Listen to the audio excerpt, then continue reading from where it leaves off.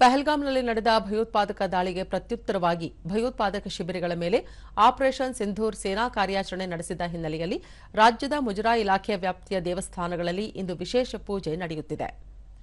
ಬೆಂಗಳೂರಿನ ಶ್ರೀ ಗವಿಗಂಗಾಧರೇಶ್ವರ ದೇವಸ್ಥಾನ ಮತ್ತು ಬನಶಂಕರಿ ದೇವಸ್ಥಾನದಲ್ಲಿ ಬೆಳಗ್ಗೆ ವಿಶೇಷ ಪೂಜೆ ನೆರವೇರಿತು.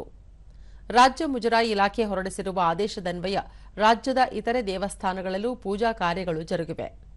ಮಂಡ್ಯ ಜಿಲ್ಲೆಯ ಶ್ರೀರಂಗಪಟ್ಟಣ ದೇವಾಲಯದಲ್ಲೂ ವಿಶೇಷ ಪೂಜೆ ನೆರವೇರಿತು. ಸೇನಾ ಕಾರ್ಯಾಚರಣೆಗಾಗಿ ಸೈನಿಕರಿಗೆ ಆರೋಗ್ಯ ಶಕ್ತಿ ನೀಡುವಿಕೆಗಾಗಿ ದೇವರಲ್ಲಿ ಪ್ರಾರ್ಥನೆ ಮಾಡಲಾಯಿತು. ಭಾರತೀಯ ಸೇನೆ ಹೆಸರಿನಲ್ಲಿ ವಿಶೇಷ ಪೂಜೆ ಮಾಡಿ ಭಾರತೀಯ ಸೇನೆಗೆ ಮತ್ತಷ್ಟು ಶಕ್ತಿಯನ್ನು ಕರುಣಿಸಲಿ ಎಂದು ಪ್ರಾರ್ಥಿಸುವಂತೆ ಸೂಚಿಸಲಾಗಿದೆ.